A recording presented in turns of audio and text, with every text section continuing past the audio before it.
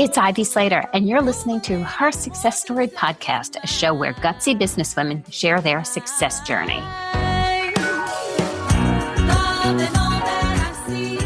Hi, this is Ivy Slater. Welcome to today's episode of Her Success Story. We have been on a great run of really terrific interviews. And each one is a little different. Each one's telling a different story. And today, Erin Wheelock is coming to us from an industry of real estate. She has 14 years in the industry, and she can easily be classified as a seasoned real estate professional at this point.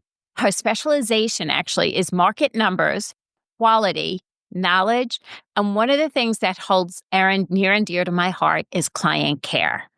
She's part of the top 5% of Keller Williams New York office. She is part of KW Scotland, as well as has two of her own agents working on developments in Albania. This is a young woman, a fascinating woman, an interesting woman who is making a difference in real estate and going big and bold. So, Erin, thank you for joining me today on Her Success Story. Oh my gosh, thank you so much for having me. I'm so excited. Share a little bit. You did not dream of being a real estate agent. I know that might be shocking to the listeners. What's your background? Where did this all start? Yeah, my mother would say I'm a glutton for punishment because I started in the acting world, which was also tons of no's and putting yourself out there. But yeah, I came from Wisconsin 17 years ago to New York City. I can't believe it's been that long. And I was in the acting world and doing a lot of auditioning. I also had to bartend on the side.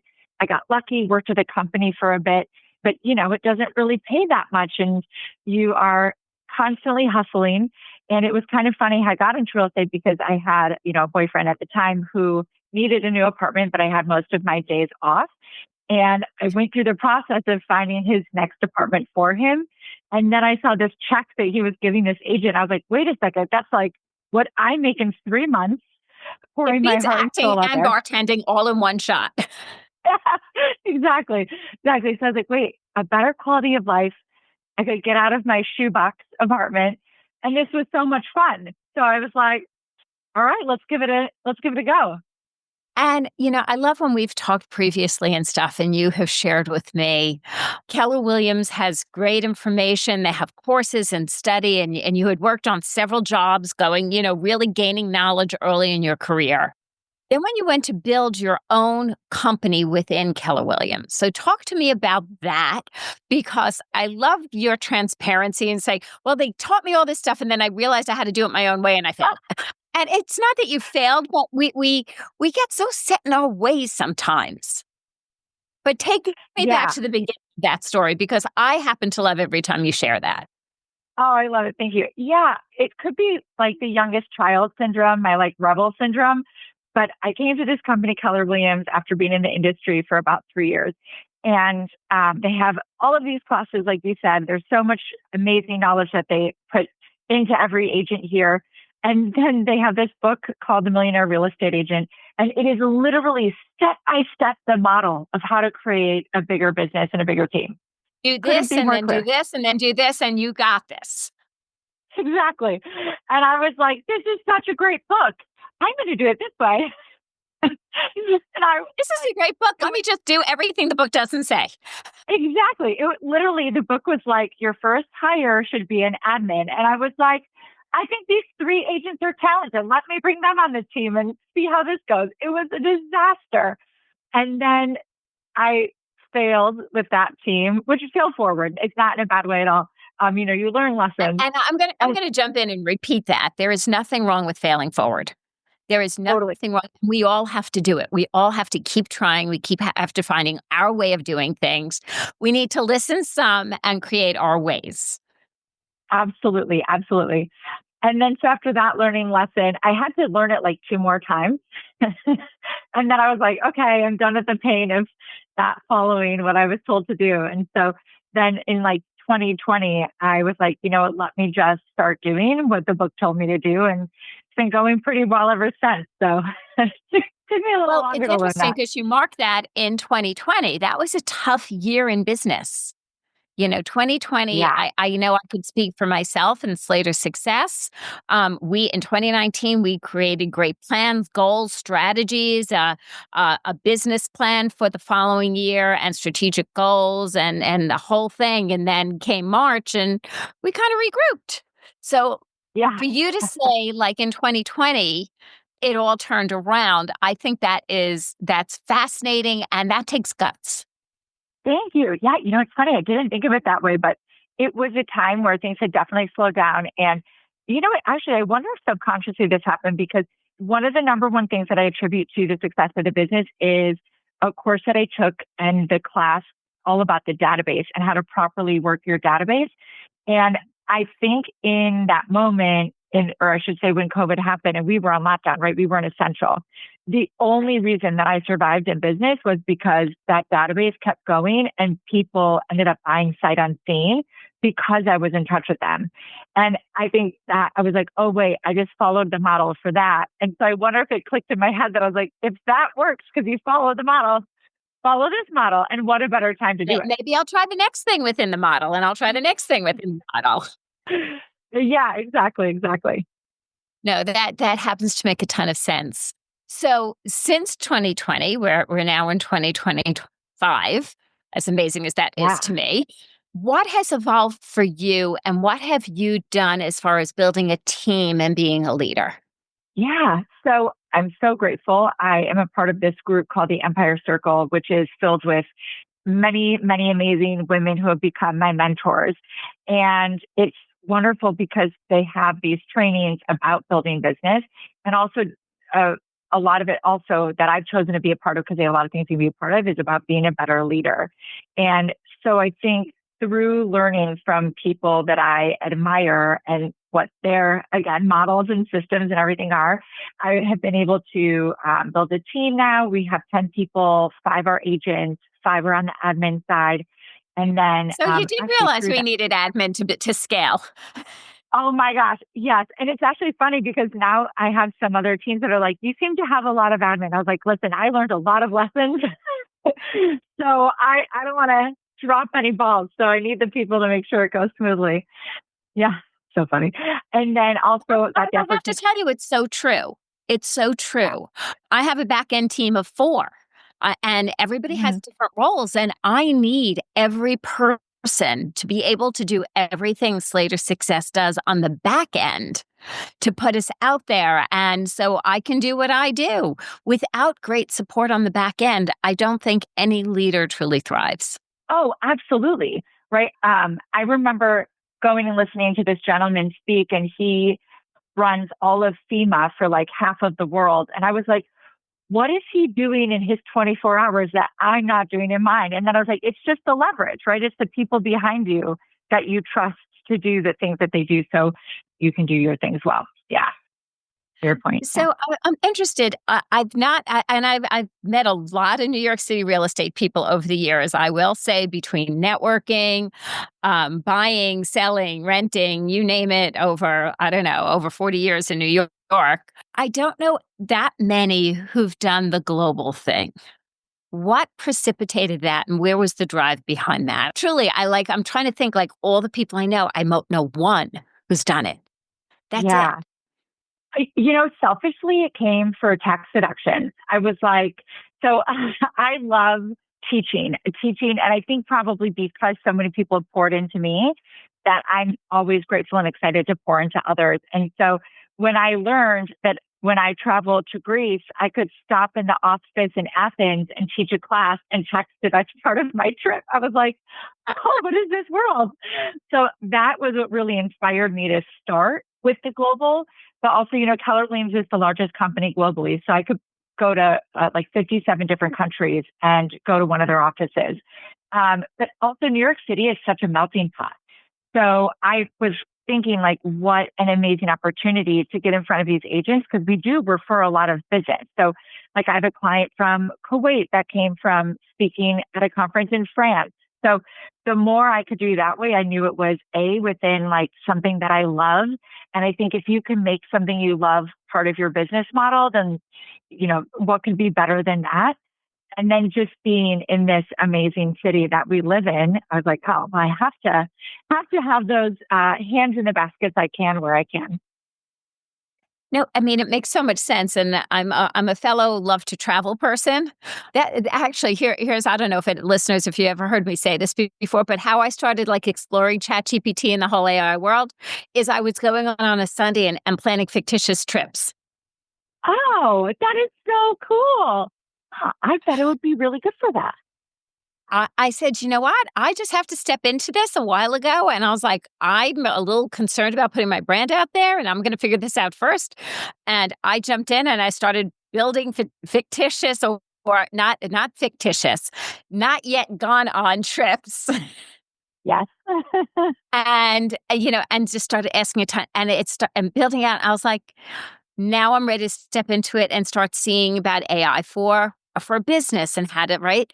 And I think there's Mhm. this piece that I hear from you about this ever learning, stepping into new things, willingness to learn, wanting to embrace, as you're in Scotland and you're teaching in Athens and you're speaking in France and you're stepping into that unknown space willingly. And that's a willingness, to me, a willingness to Mhm. learn. Yeah, I actually have a rule with myself is if any opportunity or something ever comes up that I feel discomfort, I have to do it. Cause I'm like, that to me just means that it's something I can grow from. And it's like, why would I ever say no to an opportunity to grow? Although I should say within reason, because I turned into a yes person for a while and then business suffered. So within reason, but I'm such a big believer in that. And like anywhere there's discomfort, you can grow and just take it.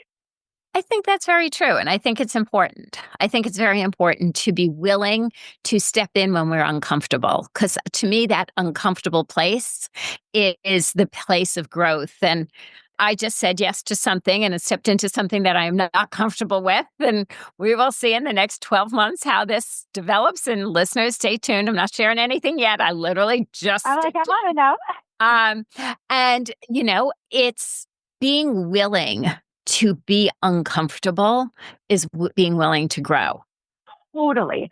Well, I think also, one of the things that we always try to talk to our agents about is we're in sales. And actually, I'm sure there are some people that are born like, I love cold calling and I love meeting people. And, but I don't think that it's necessarily everybody's normal way of being. And sales can be hard, but it's like, it's so cool because you can learn so much about other people. You get to learn about yourself. You get to learn new skills that you can use with other people. I think it makes me a better listener with friends by like learning skills in business. So yeah. So when you go to, you have a team of 10, as a Mhm. leader, what have you learned from your team?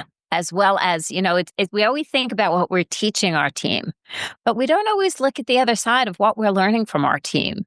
What do you learn from your team? Oh my gosh. Well, I think what you said is exactly right, is their side.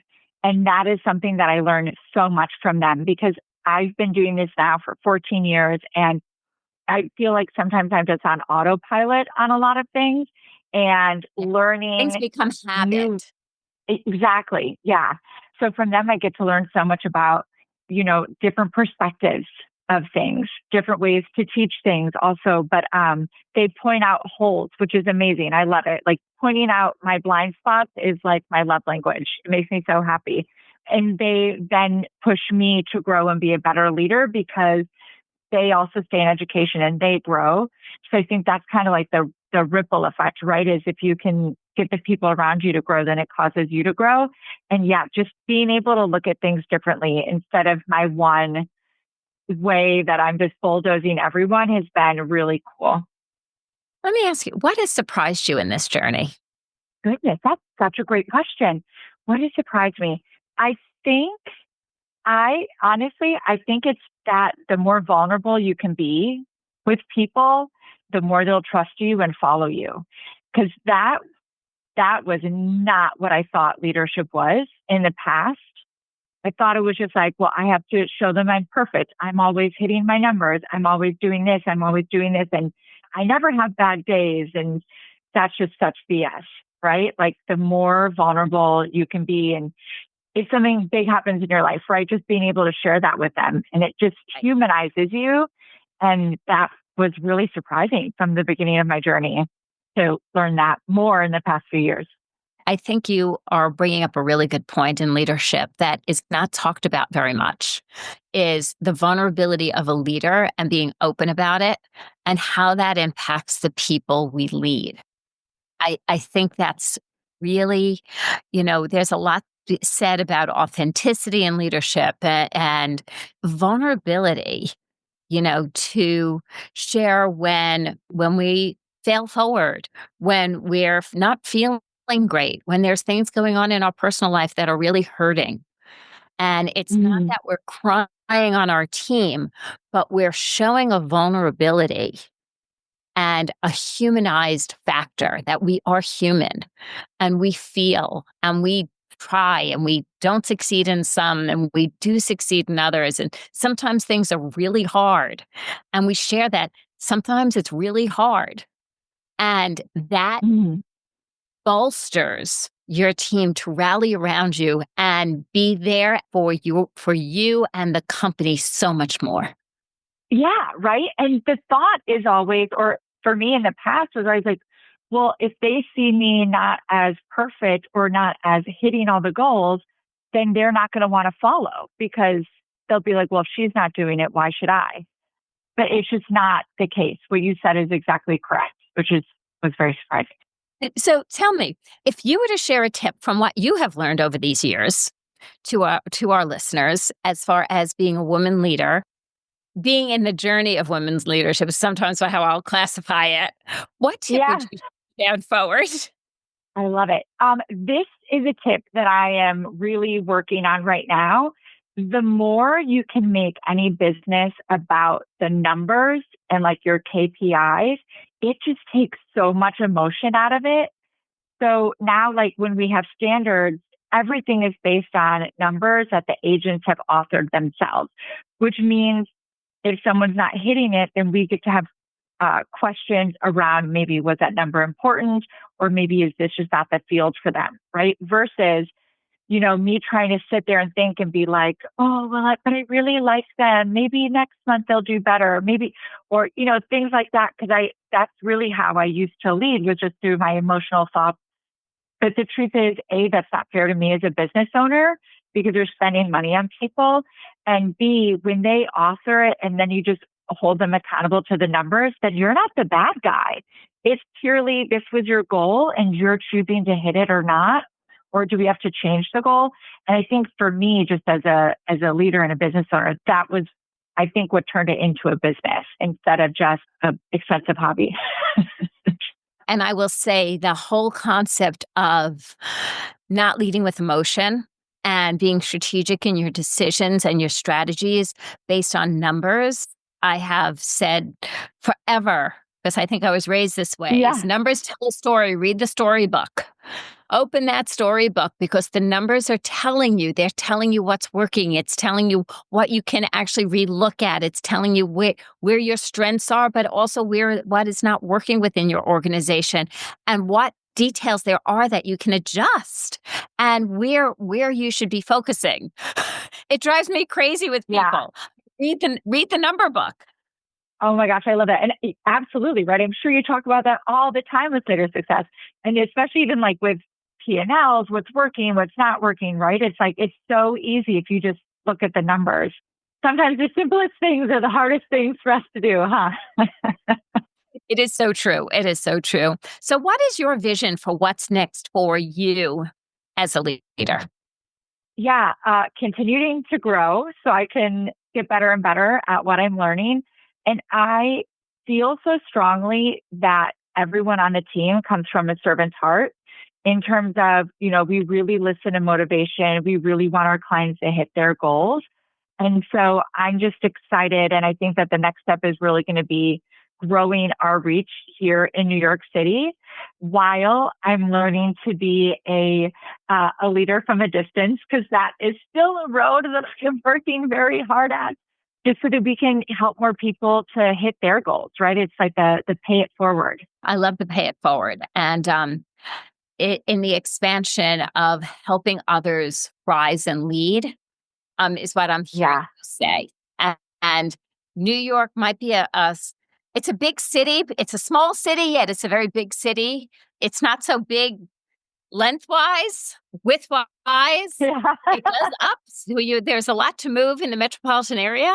And I love the fact I look forward to really also continuing to learn from you in your travels and how you have incorporated that as part of your leadership and your expansion.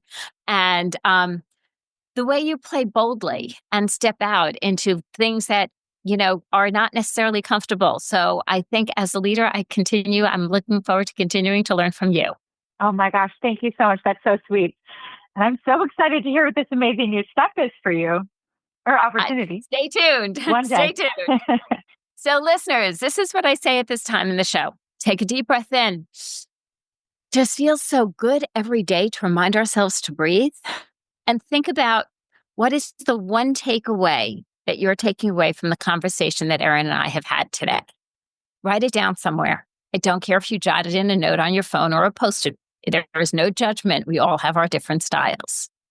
Look at that note and say, from that takeaway, what is the decision you're making and the action you're going to take from there? That's where the impact and the movement forward is. Please feel free to share it with me, with Erin. You can find all of Erin's contact information in the show notes below. Her bio is amazing. Most importantly, if this show was interesting to you, please pass it forwards to others who might be interested in listening, and hit subscribe as we come into your inbox with great new content every Monday. See you next time.